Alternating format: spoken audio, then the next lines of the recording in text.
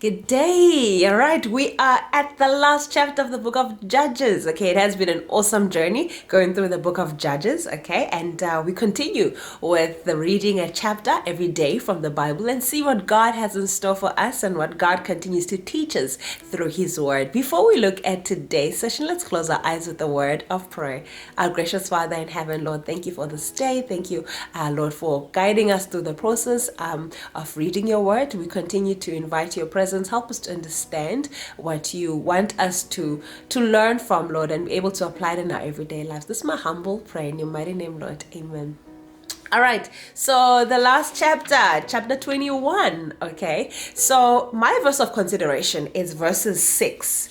It says, "And the children of Israel grieved for Benjamin their brother and said, 'One tribe is cut off from Israel today.'" May the Lord add a blessing to his word now and forevermore. Amen. Okay, so the Israelites we saw in chapter 20, okay, they had a fight with the Benjamites. They did not necessarily plan to start a war against the Benjamites. They just wanted to take the culprits, the ones who were guilty of the crime which occurred in verses 19. But now the rest of the Benjamites protected these people, and so they started the war. But then it led to them having to fight one another, and ultimately the Benjamites were defeated in this battle. Okay, so in verses 21, though they had every reason, okay, to really pursue the vengeance and destroy them because, you know, it was their life or theirs, in verse 21, we see that they show an element of mercy, okay? They still look back and they say, but no, you know, we were a tribe of 12, and so now we have already killed all their wives, their children, you know, and most of their men, only a few men left. How is their generation going to continue, okay? Soon the generation is going to die out if they can't be fruitful and multiply like everybody else, right? And so they show this element of mercy and say, no, there must be a way, okay? We need to help our brothers. At least they've learned from this. They won't be doing this again, but life must go on even for them.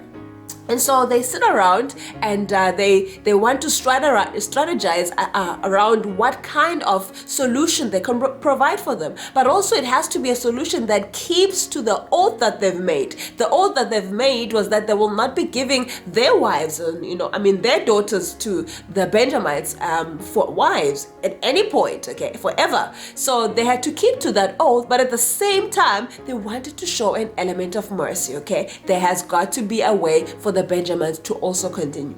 And so, yes, the Benjamites, they receive a strategy, from the rest of the Israelites. You know what? We're going to be a bit lenient on you guys, okay? And go get wives for yourselves, okay? Quickly go. And we're not giving you these wives. You're taking these wives for yourselves, okay? Just for record keeping sake, okay?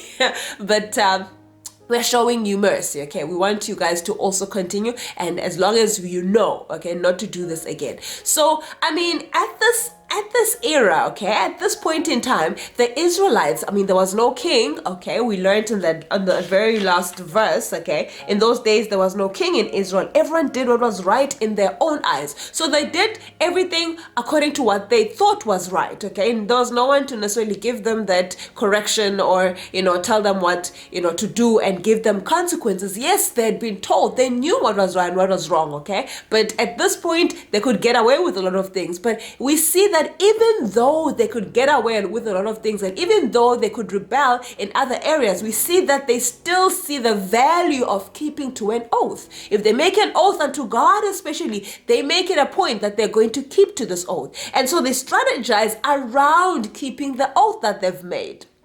And it goes to show the importance of making and keeping an oath, okay? So if nowadays we don't necessarily make, oaths. An oath seems like, it's something that we'll make in a court of law. It's something that's formal. It's something, in some cases, that even is ceremonial, okay? But, we make promises. We make promises to our friends. We make promises to God.